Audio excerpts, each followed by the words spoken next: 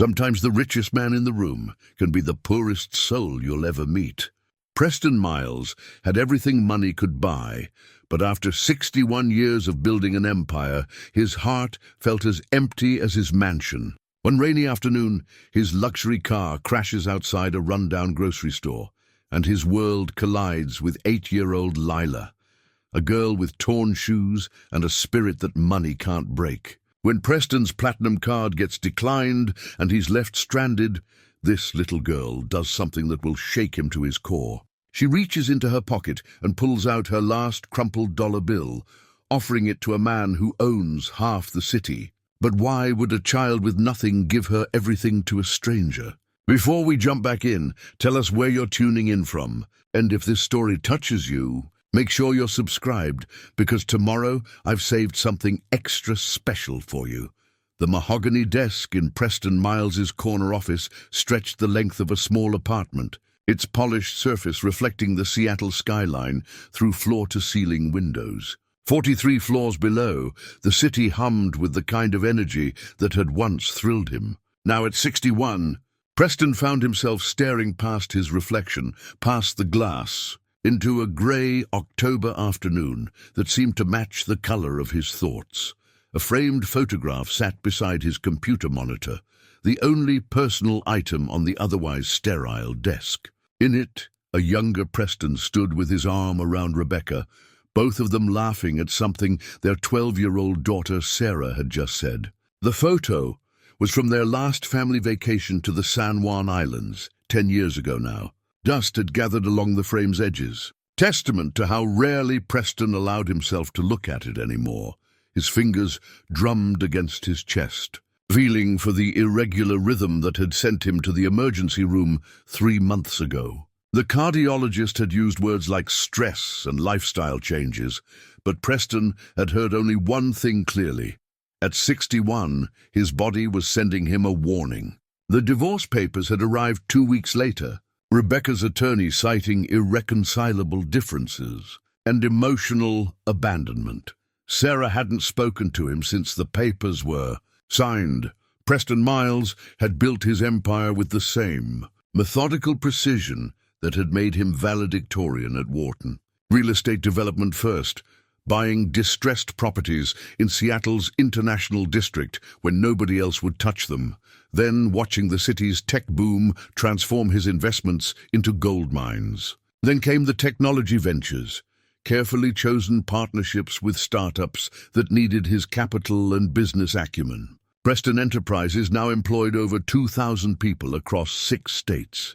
Yet sitting in his leather chair, surrounded by awards and commendations, Preston felt hollow. Success had cost him everything that mattered, and he was only beginning to understand the price. His phone buzzed. Janet, his assistant, reminding him of his afternoon appointment across town.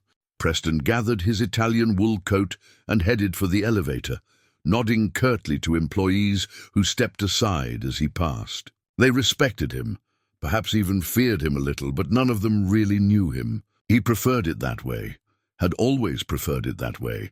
The elevator deposited him in the underground garage where his charcoal BMW M8 waited. Preston had bought the car during the divorce proceedings, a small rebellion against Rebecca's practical sensibilities. She'd always driven sensible sedans, cars chosen for safety ratings and fuel efficiency.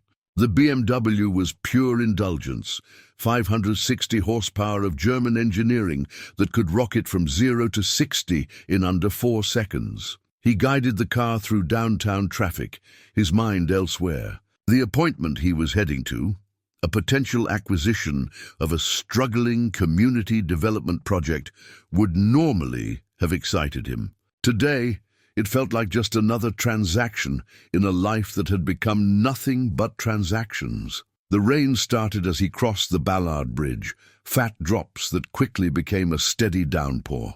Preston had lived in Seattle long enough to know this was the kind of rain that would last all afternoon, the kind that turned the city's hills into treacherous slopes and made driving an exercise in patience. He was thinking about Rebecca when it happened. Specifically, he was remembering the last thing she'd said to him during their final argument.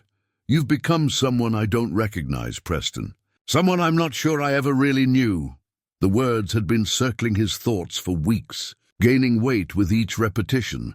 A delivery truck ran the red light at the intersection of 15th and Market. Preston saw it too late, his reflexes slowed by distraction and the kind of deep fatigue that comes from years of working 16-hour days. He yanked the steering wheel hard to the right, tires squealing against wet asphalt. But physics and momentum conspired against him. The BMW clipped the truck's rear bumper, spun 90 degrees, and slammed sideways into a fire hydrant. The impact threw Preston against the driver's side window, and for a moment, the world went white and silent. When his vision cleared, steam was rising from the car's crumpled hood. His left shoulder throbbed, and something warm trickled down his temple. But he was alive, conscious, and apparently not seriously injured. Preston fumbled for his phone, then realized his hands were shaking too badly to dial. He looked around, trying to get his bearings. The accident had thrown him into a neighborhood he'd driven through 1,000 times, but never really seen. Chain-link fences separated small yards where laundry hung despite the rain. Corner stores advertised check-cashing services and lottery tickets in multiple languages. This was the other Seattle, the one that existed in the spaces between his office and his Bellevue penthouse. A small crowd had gathered, their faces creased with genuine concern. An elderly Vietnamese man approached the driver's side window, speaking rapidly in accented English. "You okay? You hurt? We call ambulance?" Preston managed to roll down the window. "I'm fine. Just shaken up." "You're not fine," the man insisted. "You're bleeding." Preston touched his forehead, and his fingers came away red. "It's just a scratch." More voices joined the conversation, a mix of languages and accents that reflected the neighborhood's diversity. Someone had called 911. Someone else was directing traffic around the accident scene. The kindness was overwhelming and unexpected. That's when he noticed her.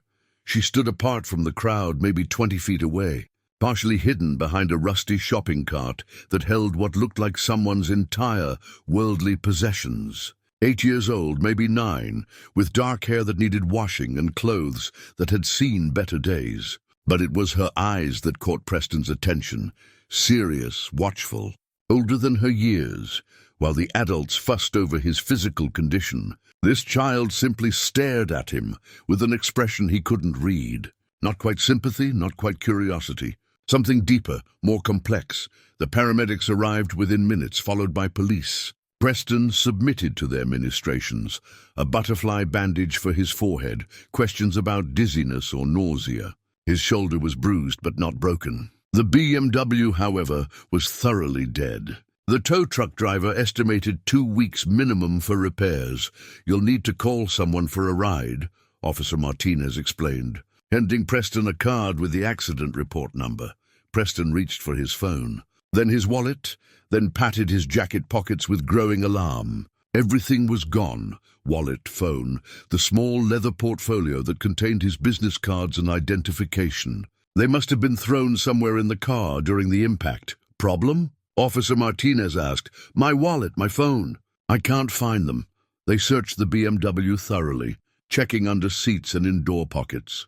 The tow truck driver helped, even going so far as to check the hydrant area where the car had come to rest. "Nothing. Probably fell out during the accident," Martinez said. "Sometimes we find items days later after the rain stops. I'll keep your information on file." Preston stood on the sidewalk in the rain, water soaking through his expensive coat, watching his car disappear on the back of a flatbed truck. For the first time in his adult life, he was truly stranded. No phone to call for help, no credit cards to summon a taxi, no identification to prove he was who he claimed to be. The crowd had mostly dispersed, returning to their own concerns. Only the elderly Vietnamese man remained, along with the little girl who had been watching from behind the shopping cart. "You need help?" the man asked. "My store just there." He pointed to a small market across the street. "You call someone?" Preston's pride warred with his circumstances. "I don't have my phone." "No problem. You use mine." They crossed the street together. Preston's expensive leather shoes squelching in puddles that soaked through to his socks. The little girl followed at a distance, still watching, still silent. The store was cramped but clean, its narrow aisles packed with everything from rice noodles to motor oil. And lettered signs in Vietnamese and English advertised prices that seemed impossibly low to Preston's suburban eyes. The proprietor, who introduced himself as Mr. Nguyen, led Preston to a payphone mounted near the register. That's when Preston realized he couldn't remember a single phone number. His contacts were all stored in his smartphone. Rebecca's number, Sarah's number, even his office, all of it locked away in a device that was probably buried under a pile of twisted metal somewhere. He tried information, but his home number was unlisted. His office building had a general number, but it was after hours, and Preston had no idea what extension would reach security or the after-hours service. "No luck?" Mr. Nguyen asked, observing Preston's frustration. "I'm having some technical difficulties. You hungry? Tired? Rain not stopping soon." Mr. Nguyen gestured toward a small seating area near the front window where a few plastic chairs surrounded a card table. "You wait here. Maybe you remember something." Preston wanted to decline. His whole life was about maintaining control, about never being dependent on anyone. But his shoulder ached, his head throbbed, and his expensive suit was now thoroughly soaked. He accepted the chair gratefully. Mr. Nguyen brought him a cup of hot tea without being asked. The ceramic mug was chipped but warm, and the tea was stronger than anything Preston usually drank. As he sat there, steam rising from his cup, he became aware that the little girl had entered the store. She moved through the aisles like someone accustomed to being overlooked, picking up items and examining them carefully before putting them back. Preston watched her check the price on a box of crackers, count something in her hand, then return the box to the shelf with obvious disappointment. When she approached the register, Preston could see what she'd been counting, coins and crumpled bills that barely filled her small palm. She placed a single can of soup on the counter. "This all today, Lila?" Mr. Nguyen asked kindly. She nodded, not trusting her voice, and pushed the money across the counter. Mr. Nguyen counted it carefully, his weathered fingers separating the coins. Preston could see the calculation in the man's expression. The money wasn't enough. What happened next surprised Preston more than the car accident had.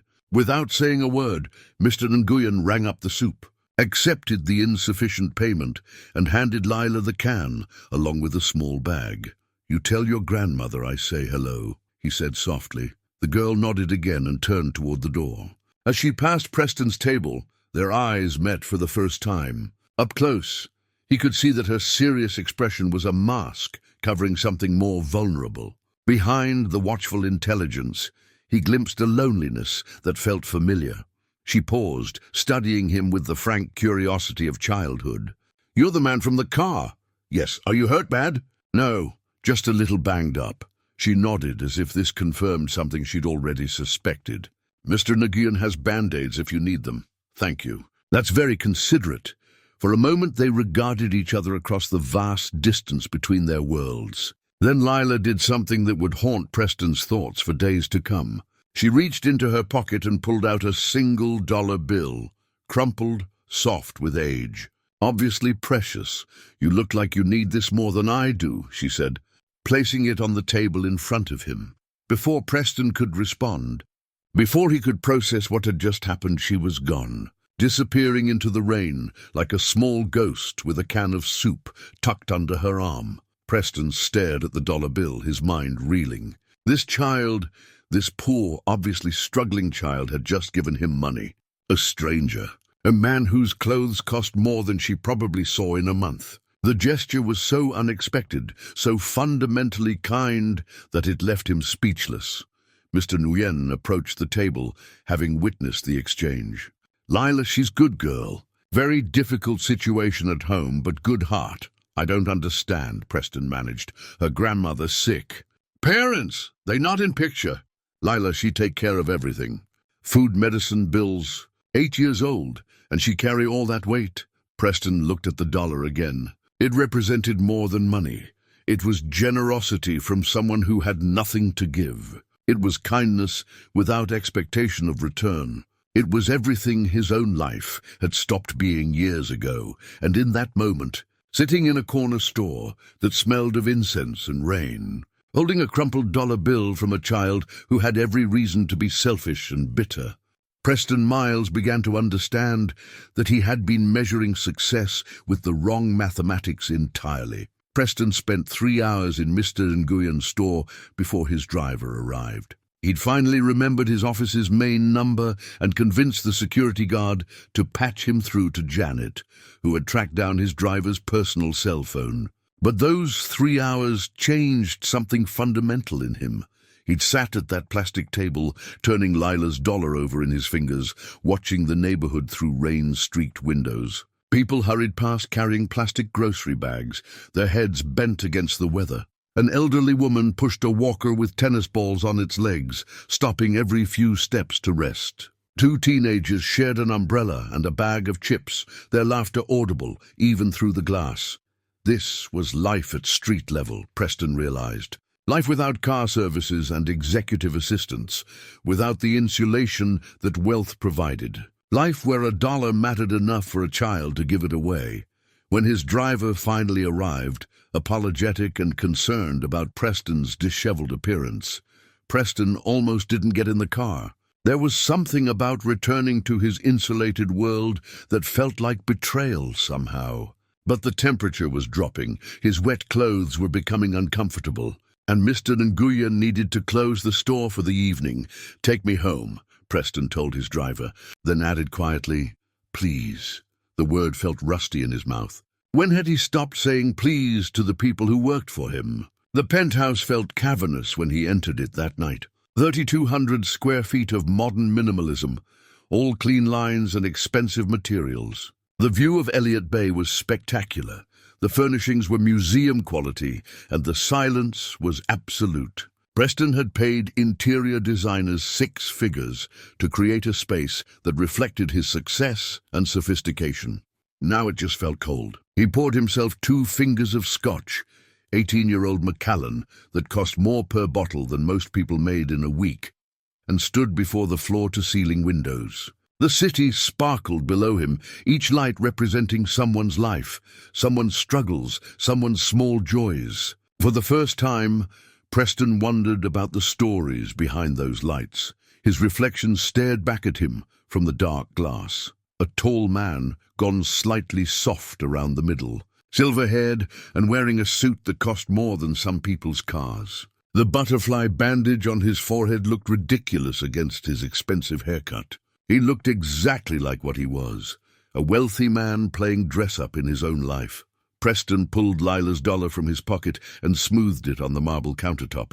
Under the halogen lights, he could see it more clearly. The bill was worn soft, its corners rounded from handling. Someone had written "Lucky Penny" in child's crayon on one corner, then crossed it out. Lucky dollar, maybe, or maybe just the only dollar. Sleep eluded him that night. Preston lay in his king-sized bed, staring at the ceiling, replaying the afternoon's events. He kept seeing Lila's face, serious, watchful, older than her years. He kept hearing Mr. Nguyen's words, 8 years old and she carry all that weight. What kind of weight? Preston had been 8 once, long ago.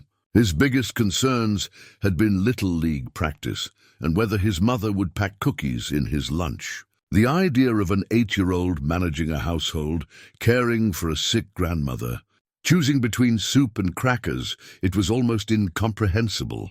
By morning, Preston had made a decision that surprised even him. Instead of returning to his office, instead of diving back into the familiar rhythms of meetings and deals, he drove his backup car, a more modest Lexus sedan, back to the neighborhood where his BMW had died. In daylight, the area looked different. Still worn around the edges, still clearly struggling economically, but also vibrantly alive. Children walked to school in small groups, their backpacks bouncing with each step. Shop owners were opening their businesses, sweeping sidewalks and arranging displays. An old man fed pigeons from a bench, speaking to them in what sounded like Spanish. Preston parked across from Mr. Nguyen's store and sat in his car, feeling foolish. What was he doing here?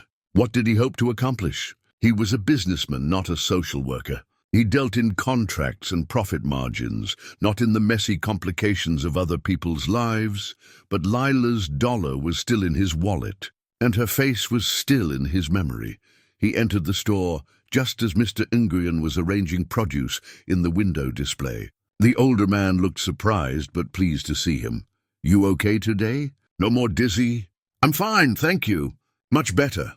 Preston hesitated, then plunged ahead. "The little girl yesterday, Lila, you said she's in a difficult situation." Mr. Nguyen's expression grew cautious. "Why are you asking?" "I'd like to help, if I can." "You don't know her. Why you want to help stranger?" It was a fair question, and Preston wasn't sure he had a good answer.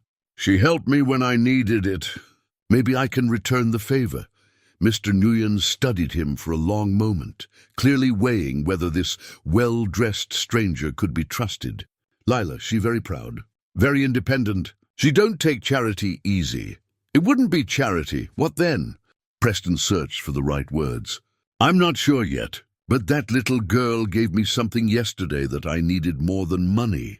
Maybe there's something I can give her in return." After another long pause, Mr. Nguyen nodded slowly. "She come here after school sometimes, maybe 3 o'clock, maybe 4. She walk her grandmother to doctor appointment on Thursday. They pass here on the way." Preston thanked him and left, but he found himself returning the next day and the day after that. He told himself he was just curious, just following up on an impulse. But deep down he knew it was more than that. Something about Lila's gesture had cracked open a part of himself he'd forgotten existed. On Wednesday afternoon, he saw her. She emerged from the elementary school 3 blocks away, walking alone, while other children clustered in groups or ran toward waiting cars. Her backpack looked too big for her small frame, and she moved with the measured pace of someone who had learned not to hurry because there was nowhere urgent to go. Preston watched from his car as she stopped at Mr. Nguyen's store. Through the window, he could see her counting coins again, making the same careful calculations he'd witnessed before. This time she left empty-handed. The encounter had lasted less than 5 minutes, but it crystallized something for Preston. This wasn't about guilt or pity or some midlife crisis urge to play savior. This was about recognition. He saw in Lila's carefully controlled expression the same loneliness that had been his constant companion since the divorce. The same sense of carrying weight that felt too heavy for one person to bear. That evening, Preston called Rebecca for the first time since the divorce papers were signed. "Preston?" She sounded surprised and wary. "Is everything all right?" "I had an accident yesterday." "I'm fine," he added quickly, "but it got me thinking." "About what?" "About us. About Sarah. About the things you said before you left." Rebecca was quiet for a long moment. "I said a lot of things, Preston. Most of them out of anger. You said I'd become someone you didn't recognize, someone you weren't sure you'd ever really known." "Preston, were you right?" Another silence, longer this time. "I think you lost yourself somewhere along the way." "We all did, maybe. The man I married cared about more than profit margins and market share. He used to notice when the coffee shop owner on our corner was having trouble with his lease. He used to remember our neighbors' names." "I remember," Preston said, though he wasn't sure he did. Do you remember the Preston who spent Christmas morning assembling bikes for children at the shelter? Who coached Sarah's soccer team even though he knew nothing about soccer? Who cried when we visited your father in the hospital?" Preston closed his eyes. Those memories felt like artifacts from someone else's life, carefully preserved but no longer accessible. "I want to remember," he said finally. "It might be too late for us, Preston. Too much has happened, too much has been said, but it's not too late for you to remember who you used to be. It's not too late to become that person again." After they hung up, Preston sat in his silent penthouse, Rebecca's words echoing in his mind. He pulled Lila's dollar from his wallet and held it up to the light. Such a small thing to carry such weight, such a simple gesture to unlock such complicated feelings. Maybe Rebecca was right. Maybe it wasn't too late to remember who he used to be. But first, he needed to understand who he had become and why an 8-year-old girl's kindness had affected him so profoundly. He thought about Lila, walking home alone, counting coins that would never be enough, carrying burdens that should belong to adults. And he made another decision that would have surprised his former self. Tomorrow, he would find a way to properly introduce himself to Lila, not as Preston Myles the businessman, not as someone looking to ease his own conscience, but as someone who had received an unexpected gift and wanted to understand what it meant. Thursday arrived with the kind of persistent drizzle that made Seattle feel more like a mood than a place. Preston found himself parked near Mr. Nguyen's store again, feeling increasingly foolish but unable to stay away. He'd taken the morning off work, something he hadn't done for personal reasons in over 5 years, telling Janet he had family matters to attend to. The irony wasn't lost on him. He was sitting in his car, waiting to see an 8-year-old girl he barely knew, while his own daughter hadn't spoken to him in months. At 2:30, he spotted them walking slowly down the sidewalk. Lila moved with careful steps beside an elderly woman who leaned heavily on a walker. Even from a distance, Preston could see the deliberate way Lila positioned herself, close enough to help if needed, but not so close as to make her grandmother feel dependent. The older woman was tiny, probably hadn't been much over 5 feet even in her youth, and now seemed almost transparent in the grey afternoon light. She wore a thin coat that had seen better decades, and moved with the careful deliberation of someone whose body had begun to betray her. But there was dignity in her posture, pride in the way she held her head high despite the circumstances. Preston watched them pause at the bus stop, Lila checking the schedule while her grandmother rested. The girl pulled a small notebook from her pocket and consulted it, her lips moving silently as she read. Even from across the street, Preston could see the weight of responsibility in that simple gesture. They boarded the bus when it arrived, Lila helping her grandmother navigate the steps with patience that seemed far beyond her years. Preston found himself following in his car, staying far enough back to avoid notice, but close enough to see where they were headed. The medical center was a sprawling complex that served the community's low-income residents. Preston had driven past it countless times, but had never really noticed it before. Now he saw the packed waiting room visible through the windows, the worn furniture, the signs in multiple languages attempting to navigate the maze of public health care. He parked and waited, uncertain of his purpose but unwilling to leave. An hour later, Lila and her grandmother emerged. The older woman looked tired, moving even more slowly than before. Lila carried a small paper bag that probably contained medication, along with what appeared to be a folder of paperwork. At the bus stop, Preston made his decision. He approached them carefully, not wanting to startle either of them. "Excuse me," he said softly. "Lila?" The girl turned, recognition dawning in her eyes. "You're the man from the store, from the car crash." "Yes, my name is Preston." He looked at the older woman who regarded him with polite wariness. "I was wondering if I could offer you both a ride home. The weather's getting worse." Lila's grandmother spoke for the first time, her voice carrying a slight accent that Preston couldn't quite place. "We don't take rides from strangers, grandmother." "He's not exactly a stranger," Lila said quietly. "Mr. Nguyen knows him." The old woman studied Preston more carefully, taking in his expensive coat and kind eyes. "You are the man who had the accident?" "Yes, ma'am. Your granddaughter was very kind to me that day. I'd like to return the favor, if you'll let me." There was a long pause, while grandmother and granddaughter communicated in the wordless way that people who depend on each other learn to do. Finally, the older woman nodded. "We live in the apartments on Cherry Street," Lila said. "The Maple Court complex." Preston knew the area, low-income housing that his company had considered purchasing and redeveloping several years ago. They'd ultimately decided the profit margins weren't attractive enough. Now, helping Lila's grandmother into his car, Preston wondered what had happened to the residents they would have displaced. The drive took only 10 minutes, but it was enough time for Preston to learn that Lila's grandmother was named Rosa, that she was diabetic and had arthritis that made walking painful, and that Lila managed most of their daily logistics with the efficiency of a much older person.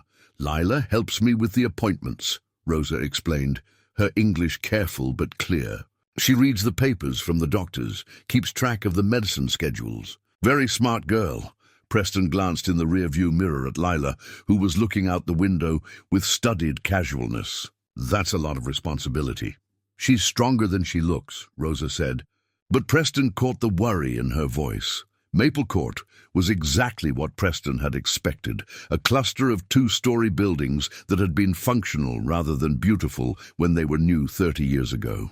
Now they were simply tired, their stucco facades stained with rain and age. But the grounds were surprisingly well-maintained, and children's bicycles and colourful chalk. Drawings on the sidewalk spoke to a community that was trying to make the best of their circumstances. Preston helped Rosa from the car and walked with them to their ground-floor apartment. The door was painted bright blue, a cheerful defiance against the building's general drabness. "Thank you for the ride," Rosa said formally. "It was very kind. Would you like to come in for coffee?" Lila asked suddenly. "Grandmother makes really good coffee." Rosa looked surprised by the invitation, but after a moment she nodded. "Yes, come in. It's the least we can do." The apartment was small but immaculately clean. The furniture was old but well cared for, and every surface held small treasures. Family photographs, a collection of ceramic birds, books in both English and Spanish. It was clearly a home, not just a place to sleep. Preston found himself studying the photographs while Rosa prepared coffee in the tiny kitchen. Lila as a baby, held by a young woman with the same serious eyes. A man in military uniform smiling broadly. Rosa as a younger woman, standing in front of what looked like a farmhouse. "That's my mother," Lila said quietly, joining him in front of the photos. "She died when I was 4. I'm sorry, and that's my grandfather. He died before I was born, but grandmother says I have his hands." She held up her small hands, examining them critically. "He was a carpenter. What about your father?" Lila's expression closed off slightly. "He left after Mom died. He wasn't ready to take care of a kid." The matter-of-fact way she said it broke Preston's heart. "So it's just you and your grandmother?" "We take care of each other," Lila said, and there was fierce pride in her voice. Rosa emerged from the kitchen, carrying a tray with 3 mismatched cups and a plate of cookies. The coffee was indeed good, strong and rich, with a hint of cinnamon that reminded Preston of mornings from his own childhood. "Lila tells me you gave her money," Rosa said after they'd sat down. Preston looked at Lila, who was stirring her coffee with intense concentration. "Actually, she gave me money, when I couldn't pay for what I needed." "Ah," Rosa nodded, as if this made perfect sense. "She has a good heart. Sometimes too good. I'd like to give it back," Preston said, with interest. "We don't take charity," Rosa said firmly. "It wouldn't be charity. It would be repaying a debt." Rosa considered this for a moment. "What kind of work do you do, Mr. Preston?" "I develop real estate, buy buildings, improve them, sell them, or rent them out. Like a landlord?" "Sometimes, yes." Rosa's expression grew cooler. "We have experience with landlords. Not always good experience." Preston felt heat rise in his cheeks, understanding her implication. "I try to be fair in my business dealings." "I'm sure you do," Rosa said, but her tone suggested she'd heard such claims before. An awkward silence settled over the small living room. Preston realized he was being evaluated, judged by standards he didn't fully understand. In his business world, his reputation preceded him, opening doors and commanding respect. Here, in this tiny apartment, his wealth and success seemed less like assets and more like barriers to trust. Lila broke the silence. "Why did you come find us?" It was a direct question that deserved an honest answer. Preston set down his coffee cup and looked at both of them. "Because when you gave me that $1, you made me realize something about myself, something I didn't like. I've spent so many years focused on making money that I forgot why money matters in the first place." "Why does it matter?" Lila asked. "Because it's supposed to help people. It's supposed to make life better, easier, safer. But I've been using it to build walls around myself instead of bridges to other people." Rosa leaned back in her chair, her expression thoughtful. "And you think helping us will tear down those walls?" "Maybe," Preston admitted. Or maybe helping you will help me remember who I used to be before I built the walls in the first place. It was more honesty than Preston had shared with anyone in years, including himself. He felt exposed, vulnerable in a way that his business training had taught him to avoid. But sitting in this small apartment, surrounded by the evidence of lives lived with love despite hardship, he found that vulnerability felt less like weakness and more like relief. Preston left the apartment that afternoon with more questions than answers, but also with an invitation to return. Rosa had warmed to him slightly during their conversation, particularly when he'd admitted his own failures. Lila had walked him to the door, studying him with that same serious expression. "You don't have to come back," she'd said quietly. "We're used to taking care of ourselves." "I know," Preston had replied, "but maybe I'm not used to taking care of anyone but myself. Maybe we could help each other figure that out." Over the next week, Preston found himself restructuring his life in small but significant ways. He left the office earlier, declining evening meetings that had once seemed urgent. He started taking lunch breaks, actual breaks where he left his desk and ate food instead of reviewing contracts. And every few days, he found reasons to stop by Mr. Nguyen's store. It was during one of these visits that he learned more about Lila's daily challenges. She came in after school on Tuesday, clutching a notice from the office. "What's wrong?" Mr. Nguyen asked, recognizing her worried expression. "They want to meet with my guardian about my grades," Lila said, handing him the paper. "But grandmother can't come during school hours because of her doctor appointments. And she doesn't speak English well enough for parent conferences." Preston, who had been browsing the magazine rack, found himself speaking before he could reconsider. "I could go with you." Both Lila and Mr. Nguyen turned to stare at him. "I mean, if your grandmother agrees," Preston added quickly. "I could translate if needed or just provide moral support." "You're not my guardian," Lila pointed out. "No, but I'm an adult who cares about your education." "Sometimes that's enough." Lila considered this for a moment. "Are you good at school meetings?" "I was decent at business meetings." "How different can they be?" This actually made Lila smile, the first genuine smile Preston had seen from her. "You might be surprised." The meeting was scheduled for Friday afternoon. When Preston arrived at the apartment to pick up Lila and Rosa, he found them both dressed in their best clothes. Rosa wore a navy dress that had probably been expensive once, and Lila had managed to tame her unruly hair into neat braids. They looked nervous but determined. "Are you sure this is appropriate?" Rosa asked for the third time as they walked to Preston's car. "You barely know us." "Sometimes the best help comes from unexpected places," Preston said, opening the car door for her. Lincoln Elementary School was a solid brick building that had been built sometime in the 1960s and maintained through decades of budget constraints and good intentions. The hallways smelled like floor wax and childhood, crayons and lunchboxes, and that particular energy that comes from hundreds of young minds learning and growing.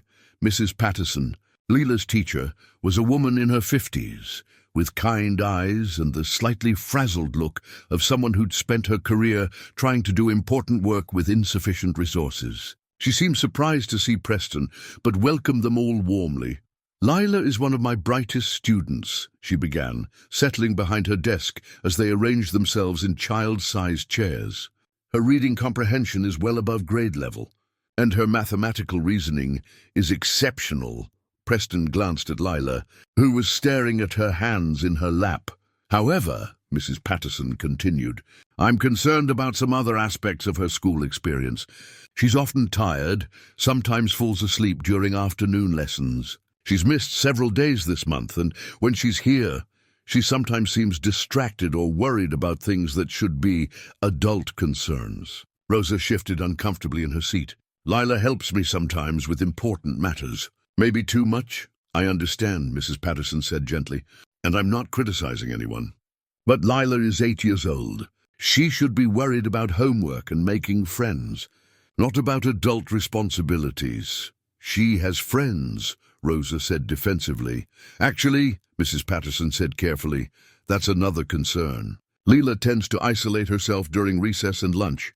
She's polite to her classmates but doesn't seem to engage in typical childhood social activities. Preston found himself studying Lila during this exchange. She sat perfectly still, her small body tense with the effort of listening to adults discuss her life as if she weren't there. It reminded him painfully of his own childhood, sitting in similar meetings where his parents discussed his potential and challenges, while he felt like a specimen under examination. "May I ask Lila something?" Preston said suddenly. Mrs. Patterson looked surprised, but nodded. Preston turned in his tiny chair to face Lila directly. "What would make school better for you?" Lila looked up, surprised to be addressed directly. "I like school," she said carefully.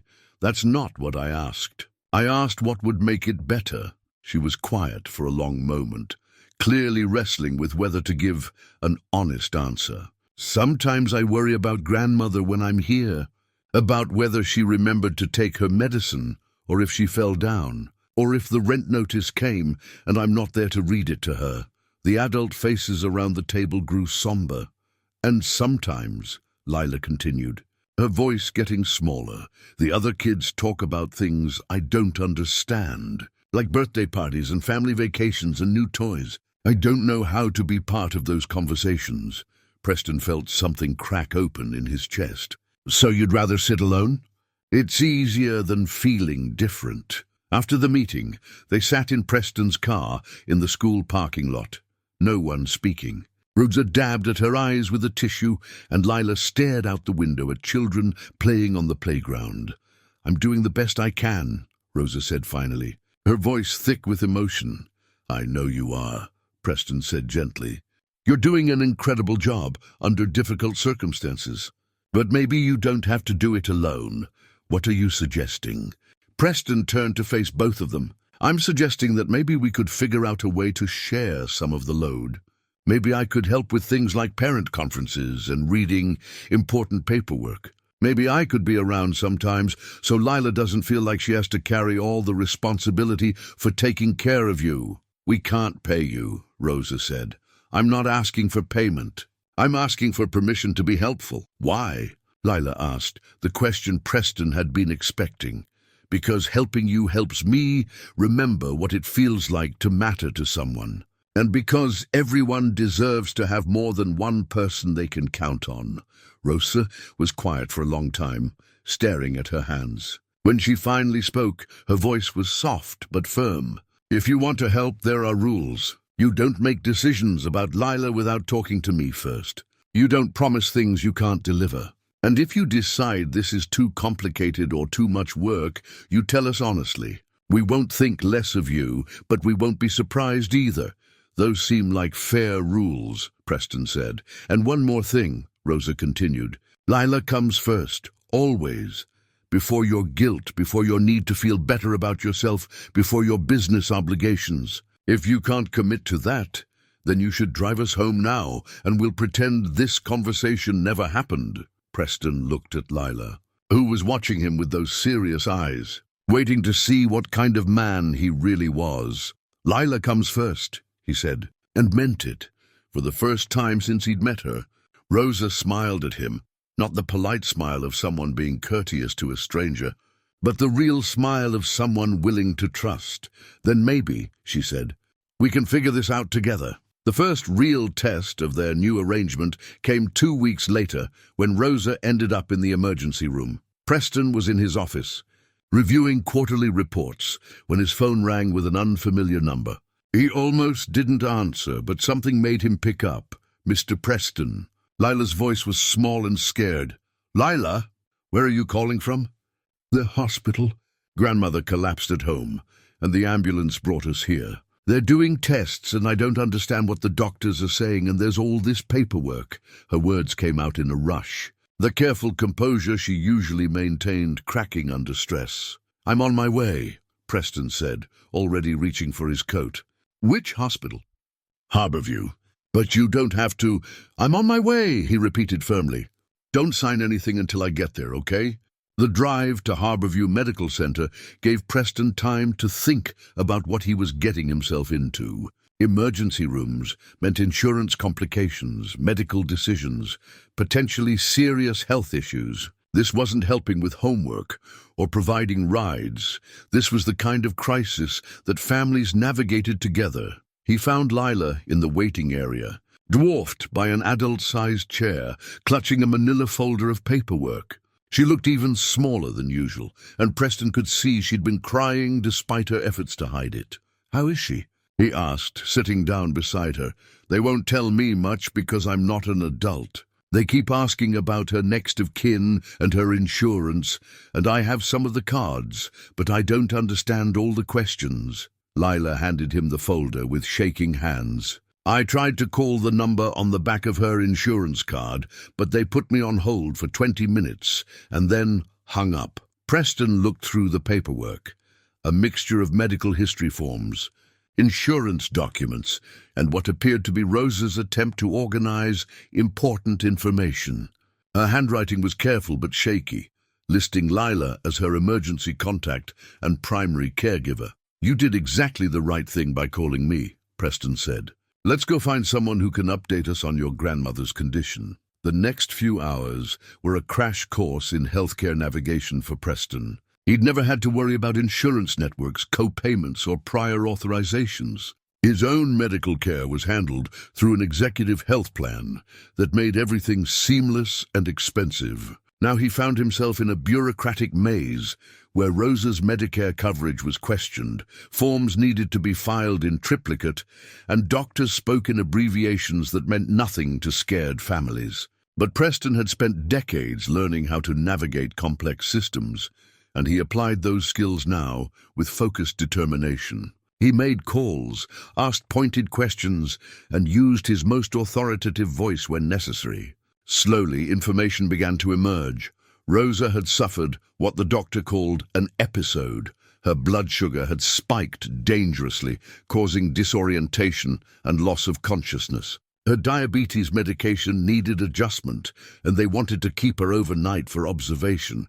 "Is she going to be okay?" Lila asked the doctor, Dr. Martinez, when he finally came to speak with them. "She should be fine with some medication changes and better monitoring," Dr. Martinez said kindly. "But diabetes is a serious condition that requires careful management." "Are you her granddaughter?" "Yes, sir." Dr. Martinez looked at Preston. "And you are?" "A family friend," Preston said, which felt both true and inadequate. "Mrs. Herrera lists you as her primary caregiver," Dr. Martinez said to Lila, consulting his chart. "That's a lot of responsibility for someone your age." Lila straightened in her chair. "I manage fine.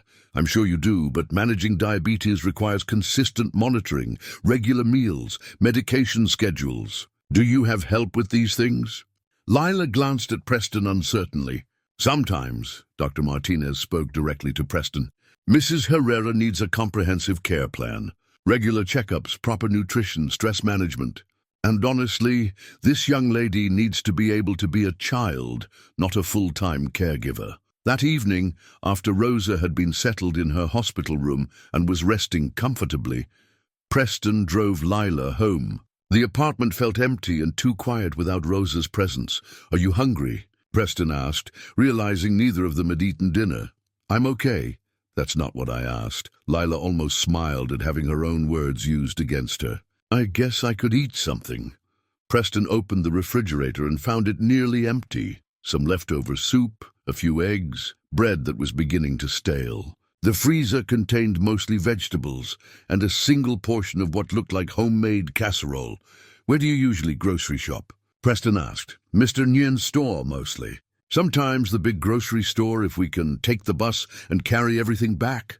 Preston began to understand the logistics of their life. Every meal planned around what could be carried. Every purchase weighed against limited funds and transportation options. No wonder the refrigerator was nearly empty. No wonder Lila counted coins so carefully. "Would you like to go shopping tomorrow? Get some things to have ready when your grandmother comes home?" "I don't have much money right now. Grandmother's medicine last week was more than we expected. My treat." "Consider it payment for letting me help." Lila studied him carefully. "You don't have to pay us to let you help." "No, but I want to contribute something useful." And everyone needs groceries. They ended up at the 24-hour supermarket near Preston's penthouse, a place where he'd never shopped but had driven past countless times. Under fluorescent lights, pushing a cart while Lila consulted a careful list written in Rosa's handwriting. Preston experienced grocery shopping as he never had before. Lila approached each aisle systematically, comparing prices and checking her list. She rejected name brands in favor of store brands, chose the smallest sizes of items they needed, and kept a running tally in her head that impressed Preston with its accuracy. "You're very good at this," he observed. "Grandmother taught me. She says money spent foolishly is money you don't have when you really need it." In the produce section, Preston watched Lila examine apples with the intensity of a jeweler evaluating diamonds. She selected only the ones without bruises or soft spots, counted carefully, and chose the variety that cost 60 cents less per pound. "What's your grandmother's favorite fruit?" Preston asked. "Mangoes. But they're expensive and don't last long, so we only get them on special occasions." Preston quietly added a bag of mangoes to their cart. When Lila protested, he said, "Coming home from the hospital seems like a special occasion to me." By the time they finished shopping, Preston had learned more about budgeting and careful consumption than his business school courses had ever taught him. He'd also seen Lila relax slightly as their cart filled with food she knew Rosa would approve of. As they loaded groceries into his car, Lila said quietly, "Thank you. For today, I mean. For coming to the hospital and helping with the doctors and everything. Thank you for calling me. For trusting me to help. Grandmother says trust has to be earned, not given. Smart woman. Do you think I'm earning it?" Lila considered this as they drove through the quiet streets toward her apartment. "Maybe. Ask me again next week." Preston smiled, recognizing Rosa's practical wisdom in her granddaughter's response. Trust, like everything else in their lives, was something that had to be built carefully, with no guarantees and no shortcuts. But as he helped Lila carry groceries up to their apartment, Preston realized he was learning something he'd forgotten in his years of business success. The most valuable things in life couldn't be bought or negotiated or leveraged. They had to be earned through consistency, reliability, and showing up when it mattered. And for the first time in years, Preston felt like he was exactly where he needed to be. Rosa came home from the hospital with a new medication regimen and strict instructions about diet and monitoring. She also came home with a different perspective on Preston's involvement in their lives. "The nurses said you stayed all night in the waiting room," she said on their first evening back together. Settling carefully into her favorite chair while Lila unpacked the groceries Preston had helped purchase. "I wanted to make sure you were both okay. That was not necessary. Maybe not necessary. But it felt important." Rosa nodded slowly, as if this distinction mattered to her. "Lila says you helped her understand the doctors and the insurance people. We helped each other understand them. She also says you bought mangoes." Preston glanced at Lila, who was arranging fruit in a bowl on the small counter. "I thought they might brighten up the apartment." "Mangoes are expensive," Rosa said. But she was smiling. Some things are worth the expense. Over the following weeks, Preston found himself drawn deeper into their lives. He learned that Rosa had emigrated from El Salvador 30 years ago, following her husband, who had found work in the construction boom of the early 1990s. She'd raised 3 children in Seattle, Lila's mother, Maria, and 2 sons who had moved to other states for work and rarely visited. He learned that Lila's mother had been studying to become a nurse when she met Lila's father, a charming man who talked about big dreams but had trouble with commitment. Maria had died in a car accident when Lila was 4, and her father had lasted exactly 6 months as a single parent before deciding he wasn't cut out for family life. Some people are not built for hard times, Rosa explained one evening as she and Preston sat on her small balcony while Lila did homework at the kitchen table. They're like fair-weather friends, but for life. When things get difficult, they find reasons to be somewhere else. Is that what you think I am? Preston asked. Rosa studied his face in the dim light from the apartment. I don't know yet. This is still the easy part. This feels easy to you. Helping with groceries, giving rides, translating medical forms, this is helpful, yes, but it is not the hard part. The hard part is staying when things get messy, when problems don't have quick solutions, when helping means making sacrifices you didn't plan to make. Preston thought about this conversation for days. What sacrifices was he prepared to make? How far was his commitment willing to extend? These weren't questions he'd had to ask himself in his business life, where relationships were defined by contracts and mutual benefit. The answer came sooner than expected. On a Tuesday evening in November, Preston arrived at the apartment to find Lila sitting on the front steps in the cold, her backpack beside her and tears streaming down her face. "What's wrong?" he asked, sitting down beside her on the concrete steps. "The lock is broken and I can't get in, and grandmother is at her doctor's appointment and won't be back for an hour, and the maintenance man said he can't fix it until tomorrow, and I'm supposed to start dinner because grandmother gets tired after her appointments." The words came out in a rush, 8-year-old frustration overwhelming her usual composure. Preston examined the door. The lock appeared to have simply failed, an old mechanism finally giving up after years of use. "Do you have a spare key anywhere?" "Mr. Engen has one, but he closed the store early today because his wife is sick." Preston considered their options. His first instinct was to call a locksmith, but he realized that would mean Rosa and Lila would be responsible for the cost, money they didn't have for an emergency repair. "Okay," he said, settling down beside Lila on the steps. "We wait for your grandmother and then we figure this out together. But dinner, we'll order pizza. Rosa likes pizza, right?" Lila nodded, wiping her nose on her sleeve. "And we'll call a locksmith tonight, and I'll take care of the cost. You can pay me back if you want, but there's no hurry. We can't afford a locksmith. That's why I'm paying for it. Think of it as an early Christmas present. It's only November. Early Christmas present for me then. Because sitting here with you, making sure you're safe, that's the best gift I could ask for." When Rosa returned from her appointment to find them sitting on the steps sharing a pizza box, she took the situation in stride with the kind of resilience that Preston was learning to admire. "These things happen," she said simply. "We handle them and move on." The locksmith arrived within an hour and installed a new, more secure lock. Preston paid the $150 bill without flinching, but he noticed Rosa's face tighten when she heard the amount. Later, after they'd all had dinner and the locksmith had gone, Rosa pulled Preston aside.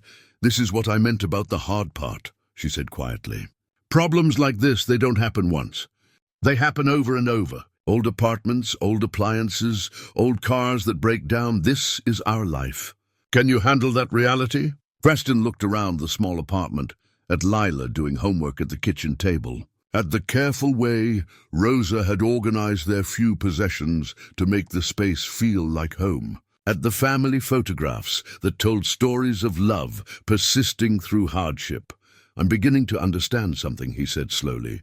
"All my life I've solved problems with money. Broken car? Buy a new one. Difficult situation? Hire someone to handle it. I thought that made me good at solving problems, but really it just meant I never learned to deal with problems that couldn't be bought away. And now I'm learning that most of life's real problems can't be bought away. They have to be lived through, weathered, handled with patience and creativity, and the help of people who care about you." Rosa nodded approvingly. "This is wisdom that many people with money never learn. I'm a slow learner, but I'm persistent. Good, because Lila needs people in her life who are persistent. She has had too many people who were only temporary."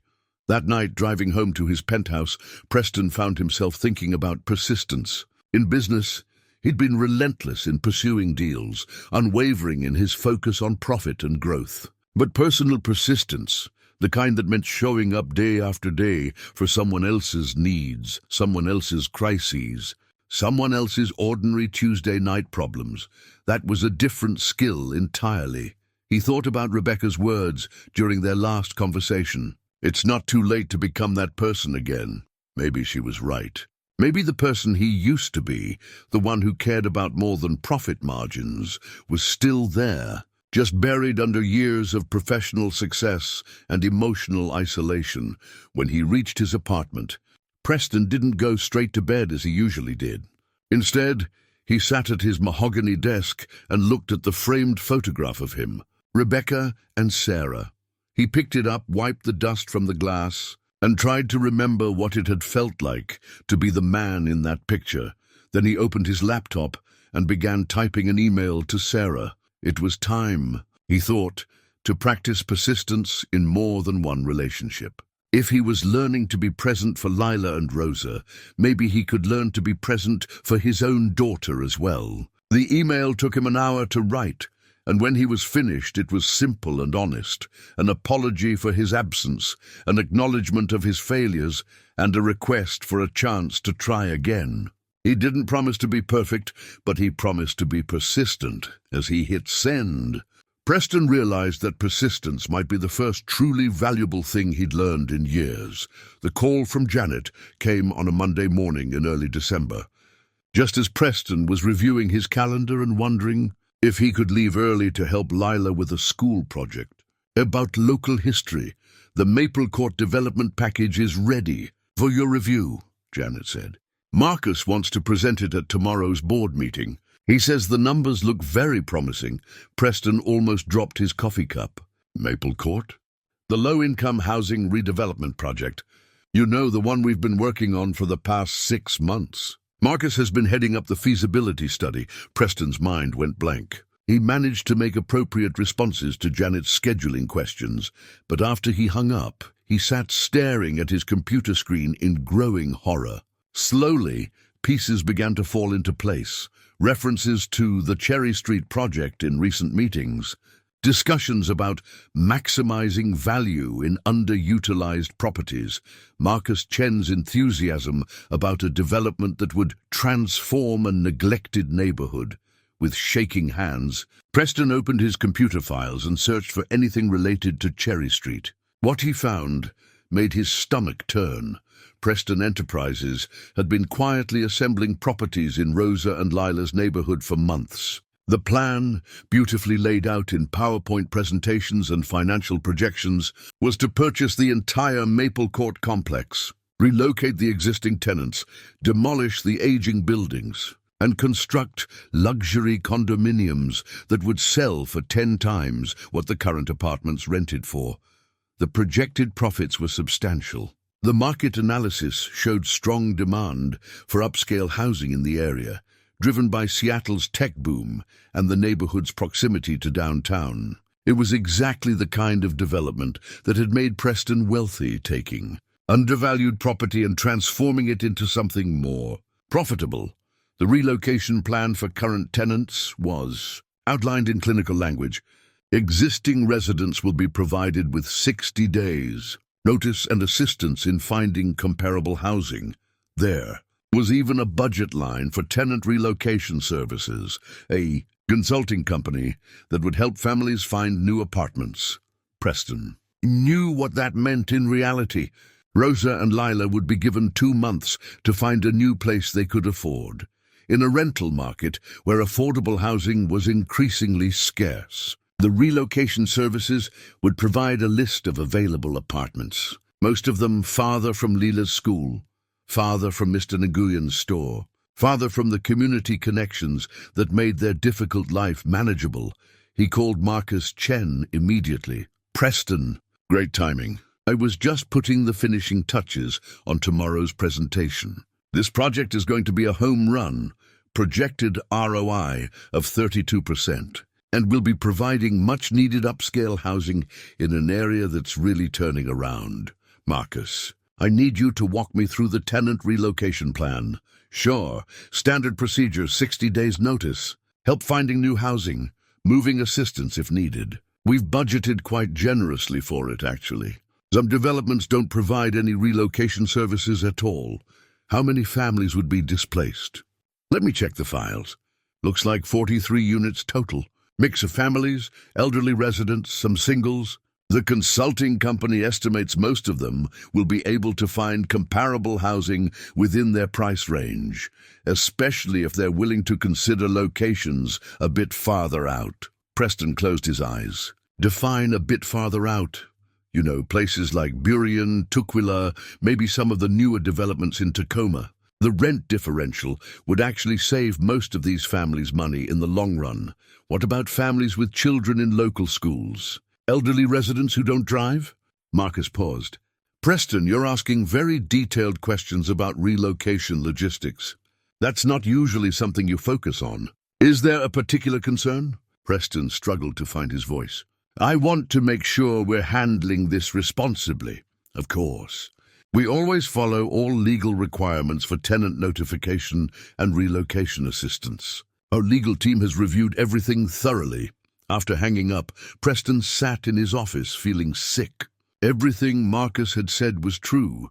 They were following all legal requirements, providing more assistance than many developers offered, maximizing value for their investors. It was good business, the kind of project that had built his reputation and his fortune.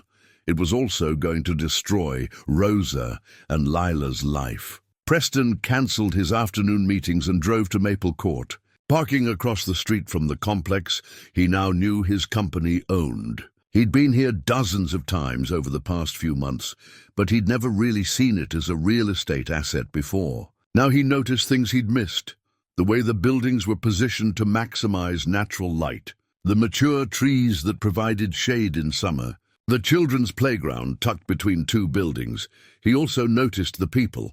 An elderly man feeding pigeons on a bench. Teenagers walking home from school, backpacks slung over their shoulders. A young mother pushing a stroller while talking on her phone in Spanish. These weren't abstract existing tenants who could be efficiently relocated. These were people with lives, relationships, routines that had grown around this place. Preston found himself walking through the complex, really looking at it for the first time. The buildings were old but structurally sound. The grounds were well maintained, despite limited resources. Children's chalk drawings decorated the sidewalks, and small gardens had been planted outside many of the ground floor apartments. This wasn't a blighted area in need of redevelopment. This was a community that had been built through years of small acts of care and connection. When he reached Rosa and Lila's apartment, Preston stood outside their blue door and tried to imagine explaining to them that he was the one responsible for their displacement, that while he'd been helping them navigate medical appointments and buying groceries, his company had been planning to tear down their home.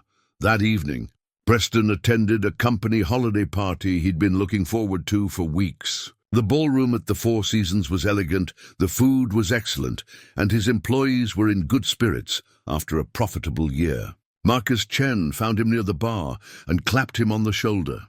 I've been thinking about your questions today, about the Maple Court project, Marcus said. I appreciate you paying attention to the details, but I want to assure you that everything we're doing is completely above board. We're actually being more generous with relocation assistance than we need to be. Generous how? 60 days notice instead of the minimum 30. A moving allowance. Even help with security deposits at new locations. Some of these families will end up in better situations than they're in now. Preston looked around the ballroom at his colleagues and investors, all of them dressed in clothes that cost more than most of the Maple Court families spent on rent in a month. Better situations for whom?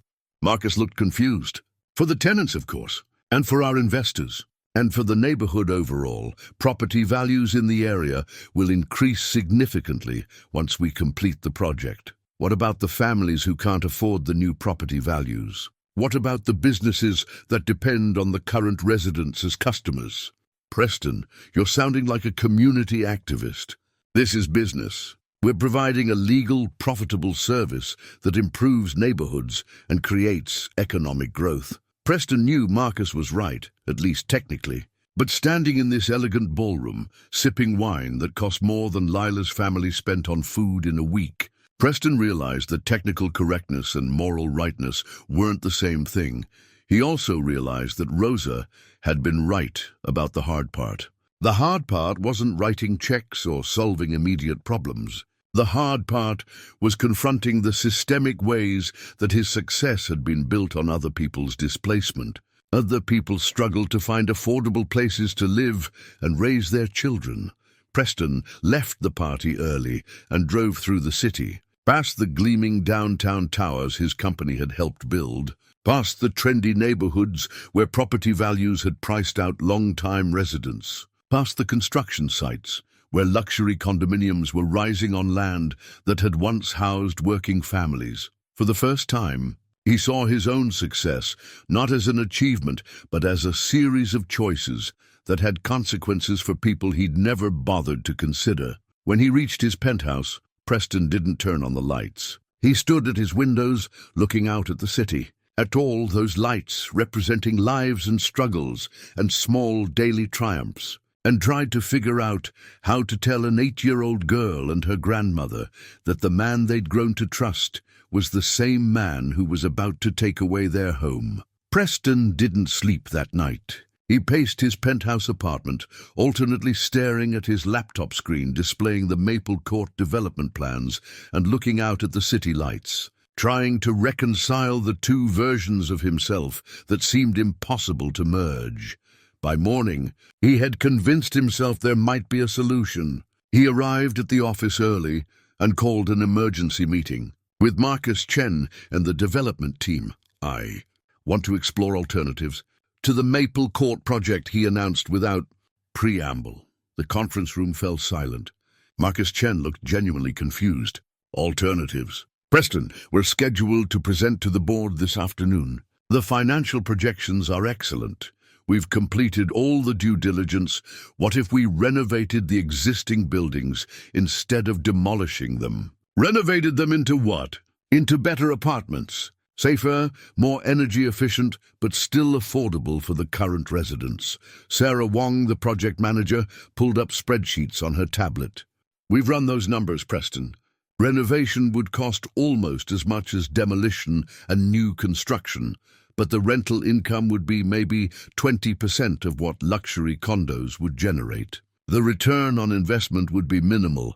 Define minimal. 3 to 5% annually, assuming we could keep the units fully occupied at current market rates for low-income housing. Preston's regular investments averaged 15 to 20% returns. 3% was what he made on conservative bonds. What if we split the difference? He suggested. Renovate half the units as affordable housing, develop the other half as market-rate condos? Marcus shook his head. The zoning won't support that kind of mixed development, and frankly, the market analysis shows that luxury buyers want consistency in their neighborhood. Having low-income housing adjacent to $500,000 condos would depress the values of the new units. For 2 hours, Preston pushed his team to find creative solutions. Could they relocate the current tenants temporarily and then offer them units in the new development? No, the new condos would sell for prices that were 10 times the current residents' annual income. Could they build affordable units elsewhere in the city as part of the project? Possible, but it would require navigating complex city regulations and would significantly reduce profitability. Every alternative came back to the same fundamental problem.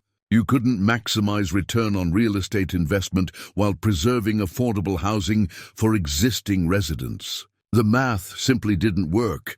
Preston, Marcus said finally, I have to ask, why are you suddenly concerned about tenant displacement? We've done dozens of similar projects. This is how development works in a growing city. Preston looked around the conference room at his team, smart, dedicated people who had helped him build a successful business. None of them were heartless or deliberately cruel. They were simply doing their jobs, following the logic of a system that rewarded maximizing value and efficiency. Cancel the board presentation, Preston said quietly. Cancel it. Preston, we've spent 6 months on this project. The preliminary contracts are ready to sign. I need more time to review the options. After the meeting, Preston sat alone in his office, understanding for the first time why so many business decisions felt abstract until they became personal. He'd participated in dozens of developments that had displaced families, demolished affordable housing, transformed working-class neighborhoods into playgrounds for the wealthy. But those families had been statistics, not people he cared about. Now he could put faces on the displacement. Lila, sitting on concrete steps because she was locked out of an apartment she was about to lose anyway. Rosa, counting pills and trying to manage diabetes while worrying about finding a new place to live on a fixed income. Mr. Nguyen, whose store would lose half its customer base if the apartment complex disappeared. Preston's phone buzzed with a text from Lila. "Grandmother has a good day today. We're making tamales. Do you want to come for dinner?" The ordinary kindness of the invitation made Preston's chest tight. He typed back, "I'll be there." That afternoon, Preston drove to Maple Court with a heavy heart and a manila folder containing copies of the development plans. He decided to tell them the truth, all of it, about his company's ownership of their building, about the redevelopment plans, about his own role in what was about to happen to them. He found Rosa and Lila in the small kitchen, working together to assemble tamales with the kind of practiced coordination that comes from years of shared tasks. The apartment smelled like corn masa and spices, and Christmas decorations, modest but cheerful, had appeared on the walls since his last visit. "Perfect timing," Rosa said, wiping her hands on a dish towel. "We just finished the last batch." Lila held up her hands, which were covered in mesa. "I'm getting better at spreading it evenly. Rosa says I have good instincts for cooking." Preston watched them together. This small family who had made a life out of whatever materials they could gather, who had created warmth and security in a space that his company viewed as an underutilized asset. The manila folder felt heavy in his hands. "Can we talk?" he said to Rosa, "all of us together. There's something I need to tell you." They settled in the living room, Lila curled up in the corner of the couch, while Rosa took her usual chair. Preston remained standing, the folder clutched in his hands. "Remember when we first met, and you asked me what kind of work I do?" "Real estate development," Rosa said. "Like a landlord, but bigger." "That's right. I buy properties, improve them, and either sell them or rent them for more money than they were worth before." Lila nodded, not seeing where this was leading. "The company I own, Preston Enterprises, we've been working on a project in this neighborhood for several months. We've been buying properties, making plans for development." Something in his tone made Rosa sit up straighter. "What kind of development?" Preston opened the folder and pulled out the architectural renderings, beautiful images of modern condominiums with floor-to-ceiling windows and landscaped courtyards. "Luxury housing. We want to demolish the current apartments and build something that will sell for much higher prices." The room was completely silent. Lila looked confused, but Rosa's expression was hardening as understanding dawned. "What properties have you been buying?" Rosa asked, her voice carefully controlled. Preston met her eyes. "All of them, including this one. My company owns Maple Court." The words hung in the air like a physical presence. Lila looked back and forth between the adults, processing what she'd heard. "You own our apartment?" she asked in a small voice. "Yes, but you've been helping us. You've been our friend. I've been trying to be your friend. I didn't know about the development project when we met. I found out yesterday." Rosa stood up slowly, her arthritis making the movement careful and deliberate. "How long have we known each other, Mr. Preston?" "About 2 months. And how long has your company been planning to tear down our home?" Preston swallowed hard. 6 months. So while we were inviting you for dinner, while we were trusting you with our problems, while Lila was telling you about her school and her worries, your company was planning to make us homeless. Rosa, I swear to you, I didn't know. It doesn't matter what you knew." Rosa's voice was steady, but filled with a disappointment that cut deeper than anger would have. "What matters is what you choose to do now that you do know." Lila was staring at the architectural renderings, studying the beautiful apartments that would replace her home. "These are really expensive, aren't they?" "Yes," Preston said quietly. "So people like us wouldn't be able to live here?" "No." Lila nodded as if this confirmed something she'd already suspected about the world. "Where would we go?" "The company has a relocation service. They help families find new apartments." "Where?" Preston thought about Marcus's casual mention of Burien and Tukwila, suburbs 30 miles from Lila's school and Rosa's doctor's. Other neighborhoods, more affordable ones, away from here. Away from Mr. Nguyen and my school and the doctors who know grandmother's medical history. Lila, away from everything we know. Rosa moved to stand behind Lila's chair, her hands resting protectively on her granddaughter's shoulders. I think you should leave now, Mr. Preston. Please, let me explain. There's nothing to explain. You are exactly who I thought you might be when we first met. A man who uses his money to build walls, not bridges. The only difference is that for a little while, you fooled us into thinking you had changed. Preston looked at Lila, who was still studying the architectural plans with the kind of careful attention she usually reserved for homework. Lila, I want you to know that meeting you, getting to know both of you, it's changed me. It's made me see things differently. Lila looked up at him with eyes that seemed older than they had 2 hours ago, but not differently enough to change what happens to us. The simple accuracy of her statement left Preston speechless. She was right.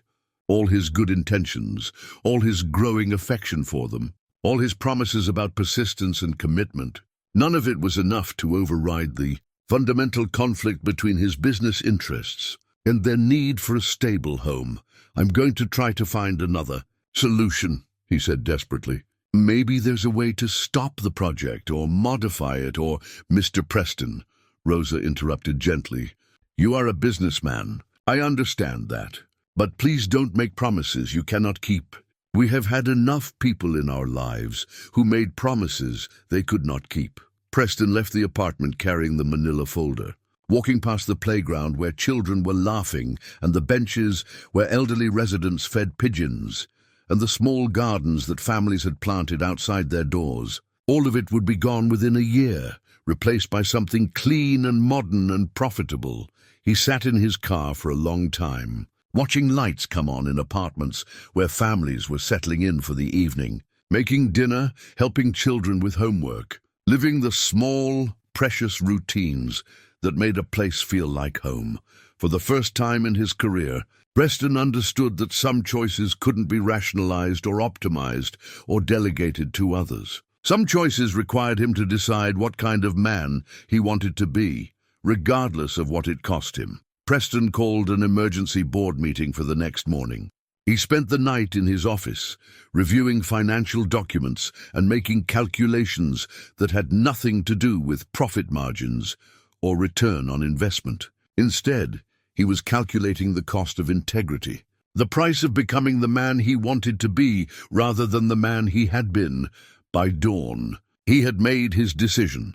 The Preston Enterprises boardroom had hosted hundreds of meetings where millions of dollars in transactions were approved, with little more than cursory discussion. The 12 board members who gathered that Thursday morning expected another routine presentation, another profitable project to add to their portfolio. Instead, Preston stood before them and announced that he was withdrawing the Maple Court development proposal entirely. The silence that followed was complete. I'm sorry, said Catherine Reynolds, the board chair. Could you repeat that? We're not moving forward with Maple Court. I'm taking the project off the table. Marcus Chen, who had rushed in with his presentation materials, looked stricken. Preston, if this is about the concerns you raised yesterday, we can address those. We can increase the relocation budget, extend the notice period. This isn't about adjustments to the relocation plan, Marcus. This is about recognizing that some projects shouldn't be pursued, regardless of their profitability. Board member David Hoffman leaned forward. Preston, we've invested significant time and resources in this project. The preliminary contracts are ready for signature. You're talking about walking away from millions in projected revenue. I'm talking about walking away from a project that would displace 43 families from affordable housing in a city where affordable housing is already scarce. That's not our responsibility, said another board member. Janet Walsh, we're a development company, not a social service agency. Preston had anticipated this argument. What if I told you that I personally know some of the families who would be displaced? What if I told you that one of them is an 8-year-old girl who takes care of her diabetic grandmother, who counts coins to buy soup, who gave me her last dollar when I was a stranger in need? The board members exchanged glances. This was not the kind of language they were accustomed to hearing in business meetings. "Preston," Catherine said gently, "I understand that you may have formed personal attachments, but we can't make business decisions based on individual cases. If we avoided every project that displaced existing tenants, we'd never develop anything in this city. Maybe that says something about the business we're in." The room erupted in surprised murmurs. Marcus Chen looked genuinely alarmed. "Preston, are you having some kind of crisis?" "Because if you need to take some time off, I'm having a crisis of conscience, Marcus. And the solution isn't time off. The solution is changing how we do business." Preston moved to the presentation screen and pulled up a different set of slides, ones he had prepared during his sleepless night. "I want to propose something different. Instead of pursuing maximum profitability on every project, I want us to adopt a new model where some percentage of our developments focus on community preservation and affordable housing." The numbers he showed were sobering from a purely financial perspective. The return on investment would be significantly lower. The profit margins would shrink. Some board members would see reduced dividends. "This is financial suicide," David Hoffman said bluntly. "Our investors expect competitive returns. If we start prioritizing social impact over profitability, we'll lose capital to competitors who don't have such restrictions. Then maybe we need different investors," Preston said quietly. The boardroom fell silent again. Preston could see the calculation happening in each member's mind. Was their chairman having a temporary breakdown, or was he serious about fundamentally changing the direction of the company? Catherine Reynolds spoke carefully. "Preston, you've built this company into one of the most successful real estate development firms in the Pacific Northwest. The approach you're proposing would essentially dismantle that success, would it? Or would it redirect that success towards something more meaningful than quarterly profit reports?" "Meaning is a luxury that businesses can't afford," Janet Walsh said. "We have obligations to our investors, our employees, our lenders. Sentimentality doesn't pay salaries or fund pension plans." Preston looked around the table at people who had been his colleagues for years, some of them for decades.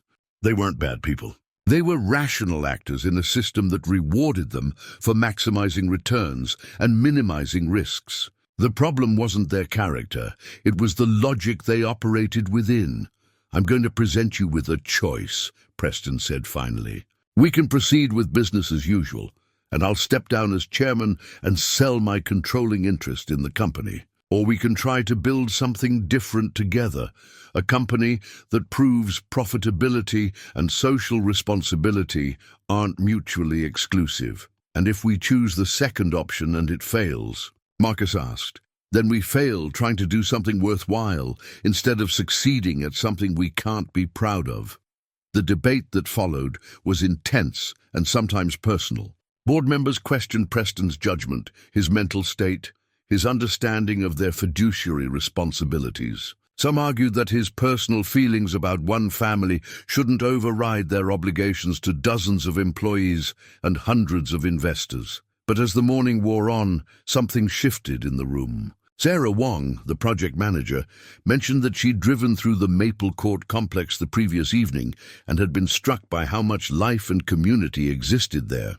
Another board member admitted that he'd been uncomfortable with tenant displacement issues for years, but had never felt empowered to raise concerns. By noon, they had reached a compromise that no one was entirely happy with, but everyone could live with. Preston Enterprises would withdraw from the Maple Court project, absorbing the financial loss from 6 months of development work. In exchange, Preston would commit to a gradual transition toward their new model rather than an immediate overhaul that could destabilize the company. They would also establish a community impact fund, financed by setting aside a portion of profits from their most lucrative projects to support affordable housing, preservation and community development initiatives. This is either going to revolutionize how development companies operate, Catherine said as the meeting concluded, or it's going to bankrupt us. "Maybe both," Preston admitted. "But at least we'll know we tried to do the right thing." As the board members filed out, Preston sat alone in the conference room, surrounded by the architectural plans and financial projections that represented 6 months of work he had just discarded. The cost to the company would be substantial.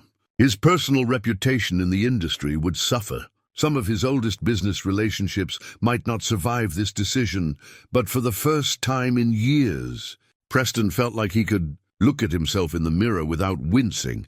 Preston drove to Maple Court that afternoon with a knot in his stomach and a folder of legal documents that represented the most expensive decision of his career. He'd spent the hours after the board meeting with lawyers, ensuring that the complex would be transferred to a community housing trust that would preserve it as affordable housing in perpetuity. The financial cost was staggering. Not just the lost development profits, but the legal fees, the trust establishment costs, and his personal guarantee to fund necessary renovations. His accountant had used words like catastrophic and financial suicide, but Preston had signed every document without hesitation. Now came the harder part, facing Rosa and Lila with the knowledge that his grand gesture might be too little, too late. He found them in Mr. Nguyen's store, Lila helping to stock shelves while Rosa sat in one of the plastic chairs, looking older and more fragile than he'd ever seen her. Both of them went still when they saw him enter. "I know you asked me not to come back," Preston said quietly, "but I have something I need to tell you." Rosa's expression was polite but cold. "We are listening. The Maple Court development has been cancelled. Permanently, your building won't be demolished." Lila looked up from the soup cans she'd been arranging. "What does that mean?" "It means your apartment is safe. You won't have to move." Mr. Nguyen, who had been listening from behind the register, stepped closer. "This is true? No more development?" "It's true. More than that, the complex is being transferred to a community housing trust. It will always be affordable housing, protected by law from future development." The silence stretched on for what felt like hours. Finally, Rosa spoke. "Why?" It was such a simple question, but Preston found himself struggling to answer it. Why had he walked away from millions in profit? Why had he risked his business relationships and his company's future? Why had he chosen their welfare over his own financial interests? "Because I learned something from you," he said finally. "Both of you. I learned that generosity isn't about having enough to spare.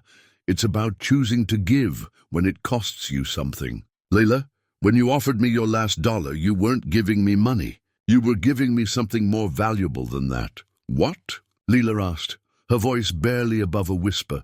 "You were showing me what it looks like to care about someone else's need more than your own comfort. And Rosa, when you trusted me despite having every reason not to, you taught me that integrity isn't something you display when it's convenient. It's something you choose when it's difficult." Rosa was studying his face, with that careful attention she'd shown from their first meeting. "This decision, it cost you money?" "A great deal of money. And your business partners, they are angry." "Some of them, yes. And you did this anyway." Preston nodded. Lila set down the soup can she'd been holding and walked over to stand in front of him. For a long moment, she just looked at him with those serious eyes that had seen too much of life's complications. "You really stopped them from tearing down our apartment?" "Yes." "Forever?" "Forever." Lila surprised him by stepping forward and hugging him tightly around his waist. It was the first time she'd initiated physical contact, and Preston felt tears prick his eyes. "Thank you," she whispered against his coat. Rosa rose slowly from her chair and joined them, placing her small hand on Preston's arm. "I was wrong about you," she said softly. "I said you were a man who builds walls, not bridges. But maybe you were just a man who had forgotten how to build bridges. Maybe you needed teachers to help you remember." "I'm still learning," Preston admitted. "Good," Rosa said. "That means you are still growing." They talked for another hour, about the trust, about the renovation plans that would improve the apartments while keeping them affordable, about Preston's new approach to his business. Mr. Nguyen provided tea and listened to the conversation, with the satisfied expression of someone who had witnessed justice being done. As evening approached and it was time for Preston to leave, Lila walked him to his car. "Can I ask you something?" She said, "Of course. Are you still going to visit us? Even though you don't have to help us anymore." Preston knelt down so he was at her eye level. "Lila, I never helped you because I had to. I helped you because I wanted to. Because knowing you and your grandmother made my life better. That hasn't changed." "Good," she said, echoing Rosa's earlier response. "Because we still want you to visit. Maybe we could teach you how to make tamales for real." Driving home that evening, Preston felt something he hadn't experienced in years, a deep sense of peace. His phone had been buzzing all afternoon, with calls from colleagues, investors, and business journalists who had somehow gotten word of the Maple Court decision. Some were congratulatory, others critical, many simply confused. But as he passed the downtown towers his company had built, the luxury developments that had made him wealthy, Preston realized that none of those achievements had ever given him the satisfaction he felt right now. He thought about the framed photograph on his desk, about the man he used to be before success had gradually isolated him from the things that mattered. Maybe Rebecca had been right. Maybe it wasn't too late to become that person again. His phone rang as he pulled into his building's garage. Sarah's name appeared on the screen. "Dad?" His daughter's voice was tentative but warm. "Mom told me about your email, and I saw the news story about what you did today. I wanted to call and tell you that I'm proud of you." Preston closed his eyes, overwhelmed by the simple grace of forgiveness offered freely. "I'd like to see you," Sarah continued. "Maybe we could have dinner sometime? You could tell me about this little girl who taught you how to be generous." "I'd like that very much," Preston managed to say. As he rode the elevator to his penthouse, Preston realized that the most valuable return on his investment wasn't financial. It was the possibility of rebuilding relationships he'd thought were lost forever. 6 months later, Preston stood in the newly renovated community room at Maple Court, watching Lila help her classmates set up chairs for the complex's first annual spring festival. The building looked remarkably different. Fresh paint, energy-efficient windows, updated plumbing and electrical systems. But it still felt like home to the families who had lived there through the renovation. The Community Housing Trust had used Preston's donation efficiently, making the apartments safer and more comfortable while preserving their affordability. Solar panels on the roof would help reduce utility costs for residents, and a small community garden had been planted in the courtyard where the luxury condominium's parking garage would have been built. "Mr. Preston," Lila called out, waving from across the room. "Come meet my friend Maria. I told her about how you helped save our apartments." Preston made his way through the crowd, nodding to Rosa, who was arranging homemade food contributions on a long table. She looked healthier than she had 6 months ago. Her diabetes was better controlled. Now that she had access to consistent health care through the community clinic that had opened on the complex's ground floor. "This is the man I told you about," Lila announced proudly, introducing him to a shy girl about her own age. "He's the one who decided our homes were more important than making money." "It wasn't just me," Preston said gently. "Your grandmother and you taught me what was important. I just finally learned to listen." The festival was a modest affair. Potluck food, children's games, a small band made up of teenagers from the complex. But the energy was infectious, full of the kind of joy that comes from community celebration. Preston found himself talking with families he'd met over the past months, hearing stories about new jobs, children's school achievements, small triumphs that made up the texture of daily life. Mr. Nguyen had closed his store early to attend, bringing homemade spring rolls that disappeared within minutes. "You know," he told Preston as they watched children play in the courtyard, "when I first meet you, I think maybe you are lost. Now I think maybe you were just looking for right direction."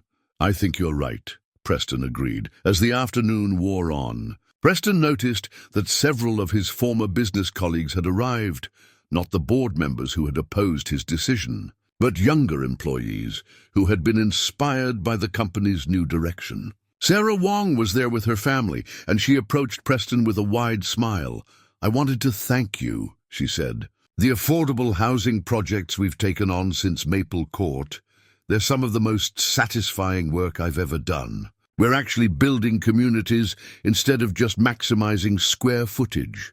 How are the numbers working out? Preston asked, curious about the financial reality of their new approach. Better than anyone expected. It turns out there's a market for developers who care about community impact. We're getting projects we never would have been considered for before, working with non-profits and city agencies that want partners they can trust. Preston's phone buzzed with a text from his daughter Sarah. Still on for dinner tomorrow? Rebecca wants to come too. She says it's time we all tried being a family again. He smiled, typing back, wouldn't miss it. The reconciliation with his daughter had been slow but genuine. She'd been fascinated by the story of Lila and Rosa, and had even volunteered to help with some of the Trust's youth programs. Rebecca had been more cautious, but their recent conversations had been warmer than any they'd shared during their final years of marriage. They're proud of you, you know, a voice said behind him. Preston turned to find Rosa approaching, carrying 2 cups of coffee. Who? Your family. Lila told me about your dinner plans with your daughter and ex-wife. She says you light up when you talk about them. Preston accepted the coffee gratefully. I'm trying to be a better father and a better ex-husband. Lila and you taught me that relationships require the same kind of attention I used to give to business deals. And how is that working out? It's harder than I expected, but more rewarding than I imagined. They stood together in comfortable silence, watching the festival continue around them. Children ran between the adults, their laughter echoing off the apartment buildings. Teenagers flirted awkwardly near the music setup. Elderly residents sat in lawn chairs, watching the activity with expressions of quiet contentment. I have something for you, Rosa said, reaching into her purse. She pulled out a small wrapped package. A thank you gift. Preston unwrapped it carefully, revealing a hand-carved wooden frame containing the crumpled dollar bill that Lila had given him in Mr. Nguyen's store all those months ago. Lila insisted we should return it, Rosa explained, since you gave us something much more valuable in exchange. Preston looked at the dollar bill, remembering the moment when a small act of kindness had cracked open his carefully constructed life. I can't take this back. This dollar represents the most important lesson anyone ever taught me. Then keep it as a reminder, Rosa said. But not of what you learned. Keep it as a reminder that teachers come in all sizes, and sometimes the smallest ones have the most important lessons to share. As the sun began to set and the festival wound down, Preston helped clean up chairs and collect empty plates. It was the kind of ordinary community service he'd never done before meeting Lila and Rosa. But now it felt natural, necessary even. Lila appeared at his side as he was stacking chairs, moving with the easy confidence of a child who knew she belonged somewhere. Mr. Preston, she said, can I tell you something? Always. Before I met you, I thought rich people were just different from us. Like they lived in a completely different world and couldn't understand regular people's problems. And now I think maybe some rich people just forgot how to see other people clearly. But they can remember if they have good teachers. Preston knelt down to her level, struck once again by the wisdom in her young voice. You're an excellent teacher, Lila, one of the best I've ever had. She smiled, not the serious, careful expression he'd first seen, but the bright, unguarded smile of a child who felt secure in her world. Good, because I'm planning to keep teaching you things, like how to make really good tamales, and how to play dominoes, and how to be happy with what you have instead of always wanting more. Those sound like very important lessons, Preston agreed. They are, Lila said seriously, and they're the kind of lessons that take a whole lifetime to learn properly. Driving home that evening, Preston thought about lifetime lessons and the strange mathematics of generosity. 6 months ago, he had been wealthy in money but poor in everything that mattered. Now he was considerably less wealthy in financial terms, but richer in ways he was still learning to measure. The framed dollar bill sat on his passenger seat, catching the light from passing street lamps. Such a small thing to carry such transformative power. But Preston had learned that the most valuable exchanges in life were often the smallest ones. A child's trust, an elder's wisdom, A second chance to choose love over profit. Sometimes the richest man in the room really could be the poorest soul you'd ever meet. But sometimes, if he was very lucky and had very good teachers, he could learn to measure wealth by different standards entirely. And sometimes, Preston thought, as he pulled into his building's garage, that education was worth every penny it cost.